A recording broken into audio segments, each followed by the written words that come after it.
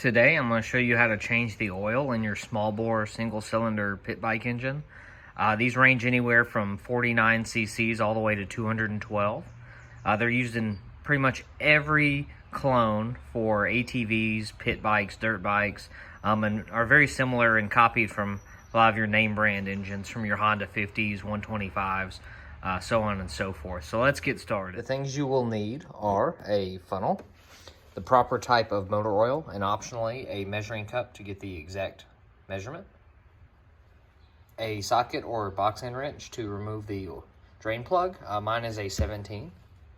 Some type of rag or shop towel to clean the plug and if we have any messes, and something to properly drain and recycle the oil. So first thing we're going to do is pull our dipstick. This is going to allow, when we drain the oil, for it to get some airflow and allow the oil to drain faster from underneath.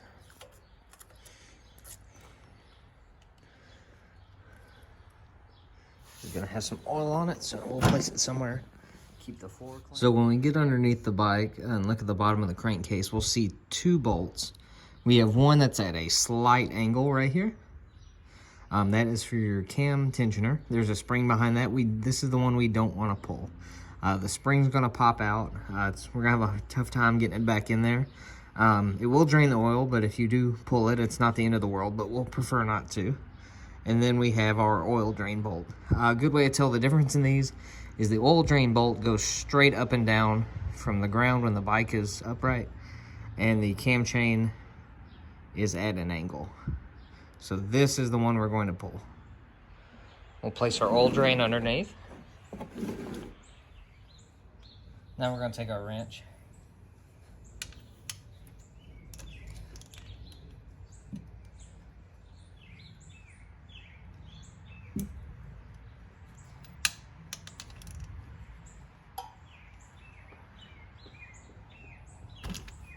Break that loose. Once that's loose, we're going to go ahead and take our wrench out and do the rest by hand. To make as little mess as possible, we're going to remove this by hand while providing upward pressure.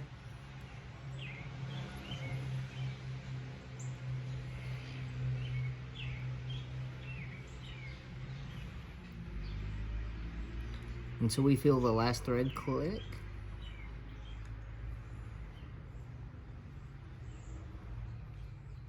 And once we get loose enough, we're gonna pull quickly and keep from getting oil on our hands.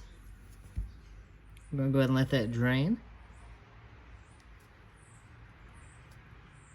Now while we're letting that drain, we're gonna look at our drain plug. You can see it's black here at the bottom.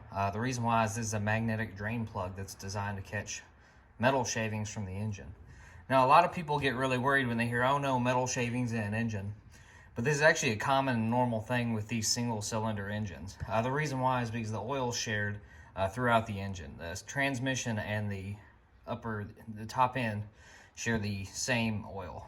So the clutch, the gears, the piston, everything together, it's normal to have a few oil shavings. So we'll go ahead and clean this off.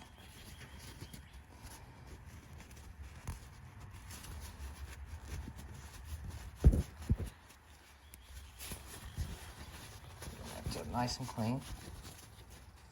Get those removed. And we have the clean bottom. Another thing that's really important is that we don't lose this washer. This washer is very important to prevent leaks when we reinstall this drain plug.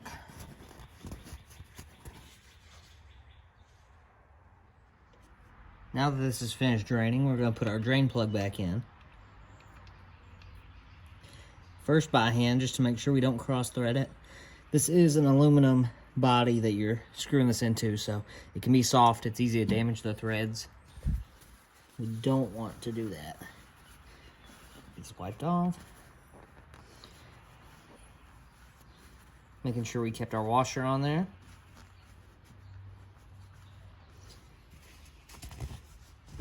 And we're going to come back in with our socket wrench.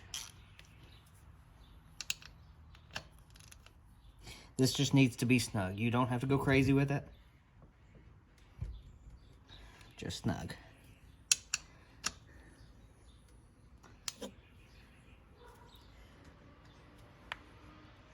Now let's talk about our oil. The most important thing when getting your oil is that it has a wet clutch additive. It's generally motorcycle oil 4T. Make sure it says somewhere here a wet clutch additive. I use 10W40. Some people use 10W30. This is my recommendation, but it's not a huge difference. But definitely want to stay kind of in that range.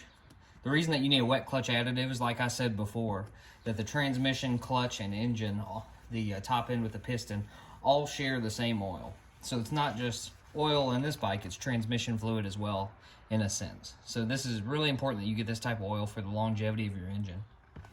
Now when it comes to how much oil you need, that really depends on the displacement of your engine.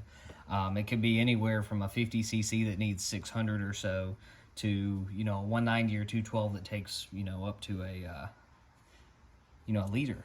So it really depends. My bike's a 125. The manual says it takes 800 milliliters, so that's how much we're gonna do. If your bike has a model name, or if you know what it is, if you can find an online PDF, or if you have your manual, please go off that. If you can't, I would try to find the next closest thing in terms of displacement and go with the amount of oil that it recommends for that bike. I really like to use measuring cups. This is a Dollar Tree, Betty Crocker measuring cup, just with the exact measurements on there.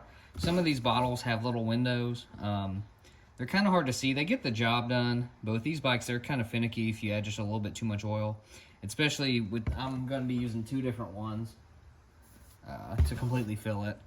So I don't have to worry about exactly how much is in there. I can just use this, fill it up to 400 milliliters twice, and I know I have the exact amount I need.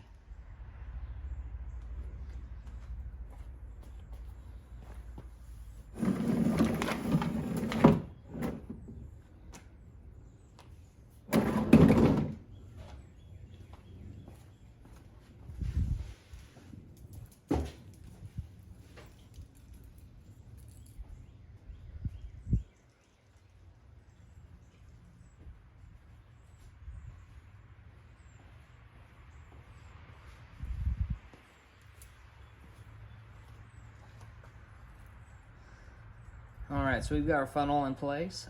We're going to go ahead and do the first 400 milliliters down the hatch.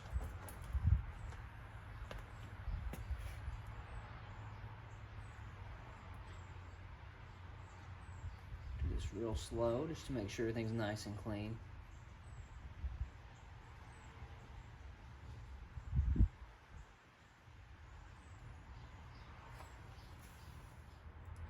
And another 400. If my calculations are correct, 400 plus 400 is 800. And we will be full. Nice and slow.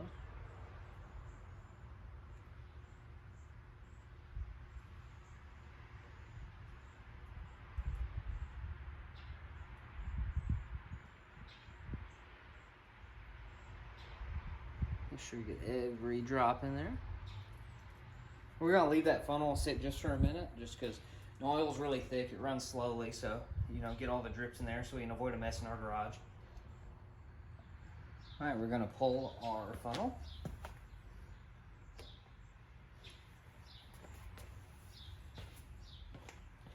We're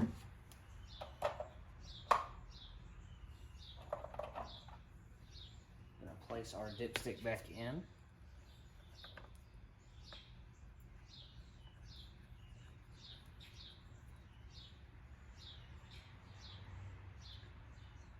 Nice and snug.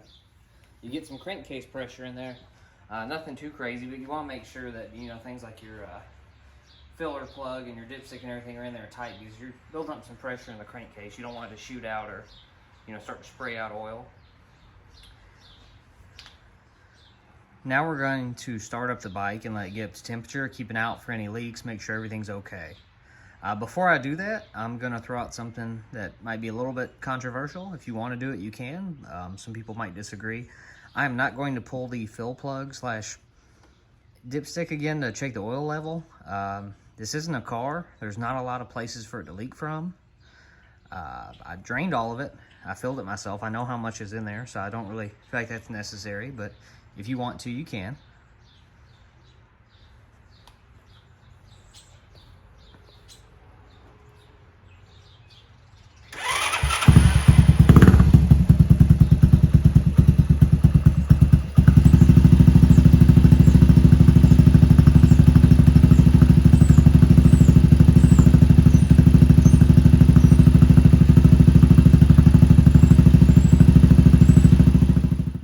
so we're finished up. Everything is good to go. We don't have any type of leaks or anything. The two things we really want to watch out for is make sure we don't have any leaks from the drain plug. We want to make sure we're not blowing any white smoke or any type of smoke or anything we didn't see before out of the exhaust or anywhere else really. If you see some type of smoke coming out of the exhaust or out of the head that you didn't have before, there's a high likelihood that we've overfilled something. If you have a leak from the bottom, there's a high likelihood that we have either not tightened the drain plug enough, that the washer's not in place, or maybe it's even been over tightened and it's damaged. Luckily, none of those things have happened. If you follow all the steps I gave you, there's no reason that should happen. Like I tell everybody, there's lots of different types of people that are interested in these bikes. Not everybody's mechanics. I'm not a mechanic. I'm just a regular everyday guy. But these bikes are very easy to work on. Anyone that can ride them can work on them, perform basic maintenance, get some affordable tools, and start to learn about your bike. Thank you.